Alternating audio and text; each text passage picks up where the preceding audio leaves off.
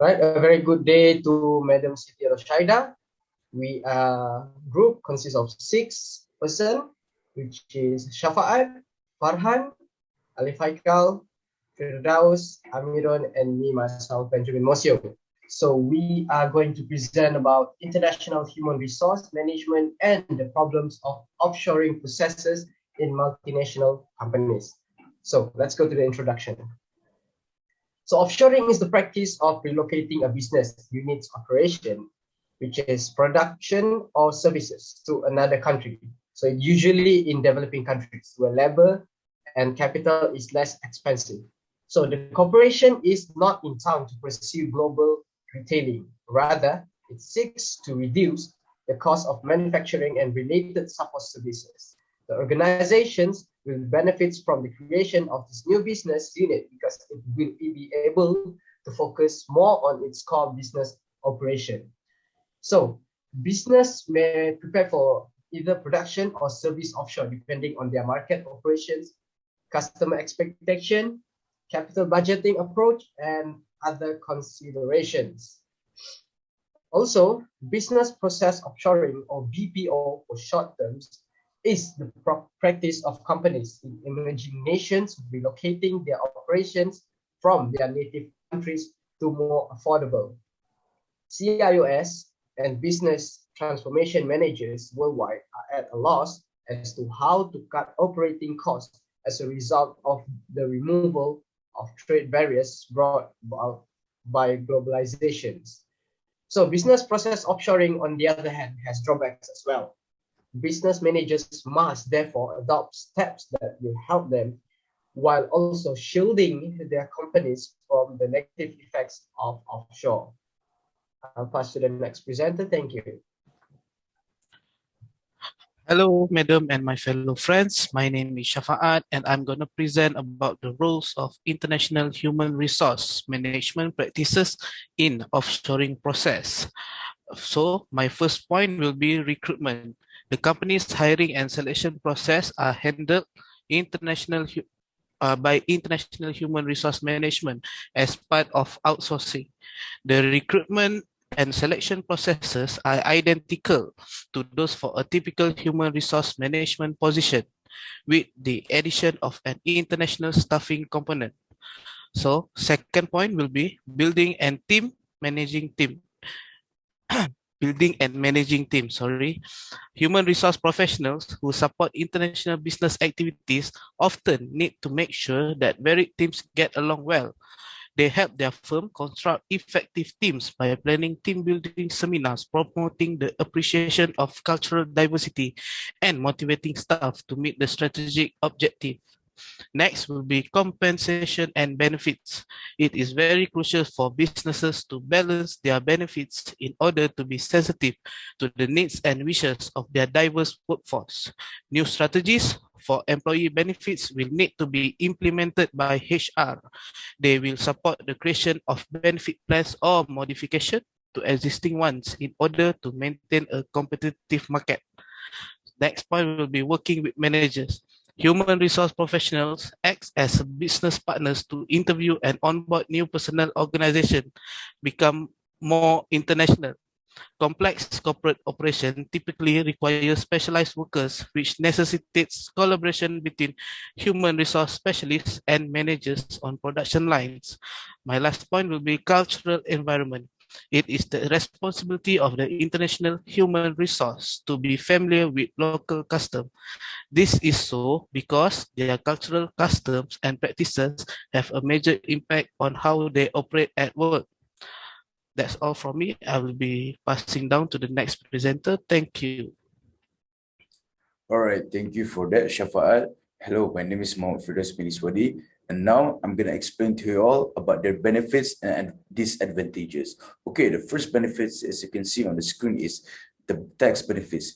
It is because due to the increased demand in industries like the offshoring, some places they kind of provide the tax perks, financial incentives, because with this, businesses can afford to migrate to other offshore location. Then the second one is called the cost saving. Employer can cut costs on worker compensation Medicare, health insurance, and other costs related when it comes to hiring foreigners. It is much more, their payment are much more lower than some countries. Okay, then the third one would be the availability of the skilled labor. With this, with the skilled labor, they can contribute to the company's production and efficiency. They have the option to offshore in different areas with different special knowledge. For instance, like Indonesian who comes to Malaysia to work as a construction worker. Okay, next is the job opportunities. Okay, as you know that some nation, they kind of suffered a very low, high in unemployment rate. With the offshore process, the businesses can lower the unemployment rate in the host nation. Okay, next is the development of the business.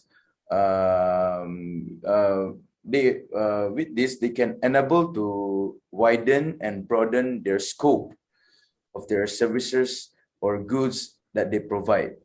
For instance, like the parent host, that they can grow by taking new ideas of a new product, targeting new targets in the markets to improve their sales.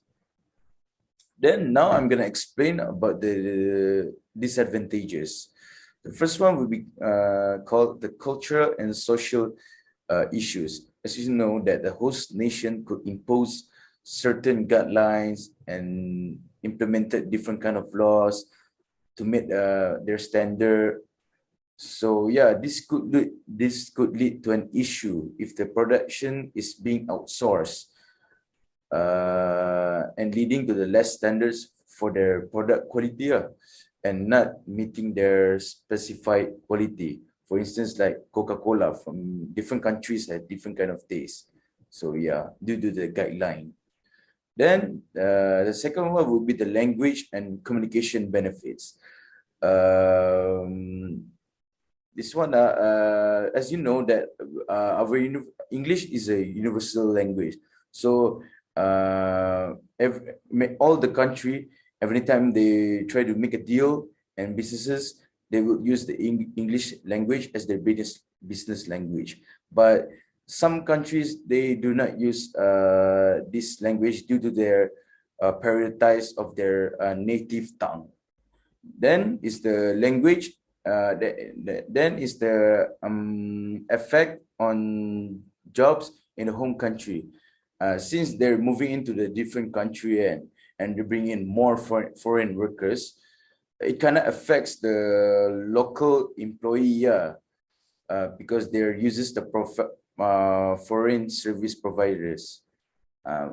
Thus will lead to the high unemployment rate. Then is time zone adjustment.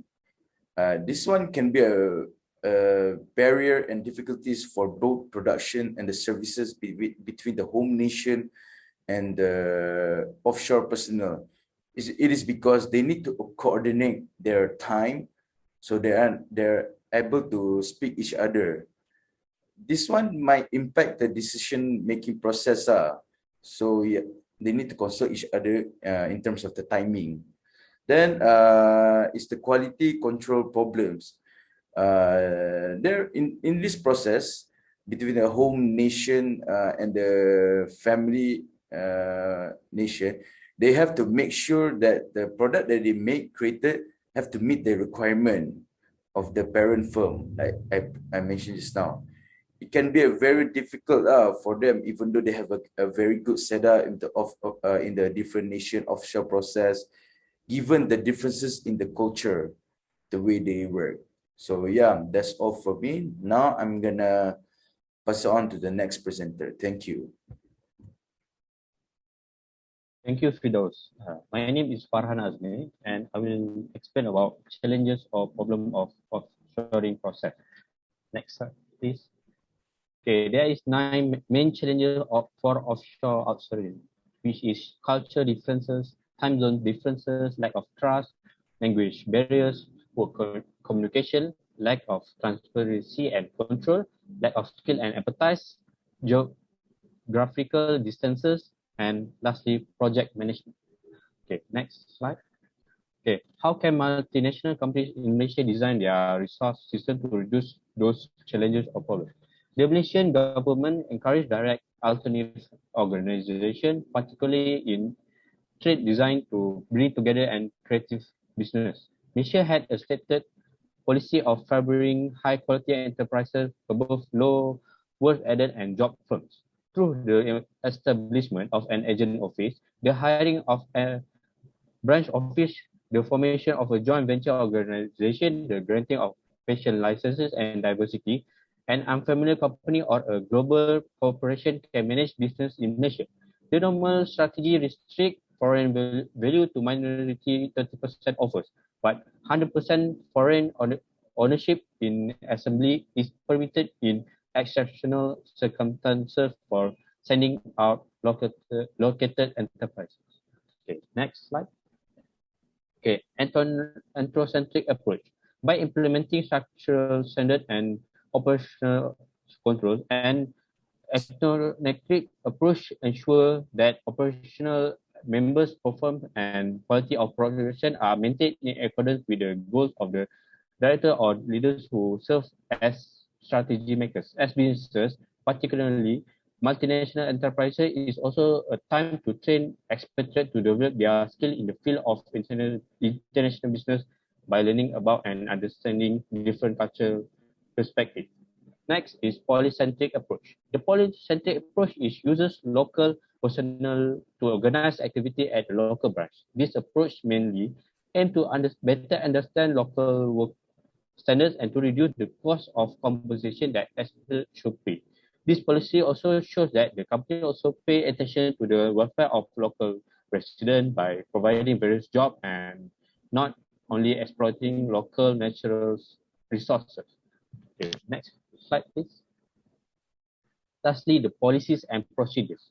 Most Malaysian businesses place high cost on often changing their corporate policies and procedures. Companies in Malaysia must establish consistent policies and processes. Doing so will make it simpler for foreign employees from other countries to follow and comprehend all of the company's rules. Consider staff attendance and punctuality. The attendance policy demonstrates that employer must make preparation for work and establish a mechanism for notifying the employer of late arrival and unexpected action from work. Okay, that's all from me. I will pass to the next presenter. Okay, thank you. Hi, I'm Amirul, and I will discuss on the suggestions or recommendations on how to solve the challenges and problems in the offshoring process. So assess managers for their willingness to take on new responsibilities as well as their skills and knowledge. The majority of human resource divisions evaluate adaptability using the black or white distinctions between being mobile or not. However, considering the current state of the world's business sectors and the shifting circumstances in managers' lives and friends' career opportunities, this idea should be viewed as a guaranteed scale and regularly re-evaluated. This will encourage more managers to select international assignments and expose human resource managers to new ways to make use of the available in-house talent. Global companies that spread knowledge and exceptional practices depend on one-on-one interactions and consistency. Additionally, leaders coherent reduce opportunity, enrollment, and turnover costs. This increases the importance of excellence managers being retained by firms as the level of talent competition throughout the world rises. Financial motivations are insufficient, so the package should also include tests, self-awareness, and occupation fulfillment. So next. So excellent human resource, it all comes down to placing the right people in the right jobs at the right time at the right cost for the executive of a global firm. Then these international human resource managers should unite into a strong organization where they can quickly identify and shape intelligent ideas around the world. The first and perhaps most important steps in creating a global human resource program is to eliminate all favorism of managers who are citizens of the nation where the organization is based. Organizations will typically view citizens as their central command country, as expected exiles, and view all other citizens as citizens of the neighborhood. Because global enterprises now have a greater number of critical positions dispersed globally and are required to monitor the career advancement of a greater number of managers. Global information base must be primary component of a global human resource strategy.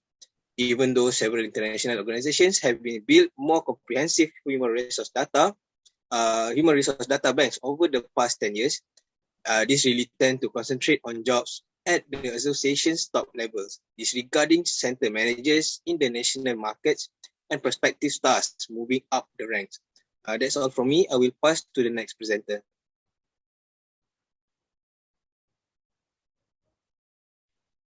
Hi, Assalamualaikum. My name is Muhammad Kabir Razmi. So I'm going to present about question. So I will make it shortly. So the first one is outsourcing is viewed more as a possibility than a risk. There will be winners and losers in the offshore process, but it is up to individual government to make sure that nation reap the net gain from all of the advantage. Second, employment offshoring is anticipated to generate growing worry in Australia and the developing globe. In the industrial world, commercial companies and governmental organizations will also have plenty of opportunity to profit from low-cost skill profession. Third, however, offshoring firm and offshore service provider will also face difficulties. Additionally, rather than creating additional new location in the foreign country, they should prioritize their people over their land and concentrate on teaching skill to individuals in stagnant region. Last one is Australia currently has a robust policy environment and highly skilled worker. This advantage may exceed the cost saving from hiring cheap foreign labor, especially if the offshore service is not efficient or reliable. So that's all from us. Thank you, madam. Thank you, madam, and thank you, everyone.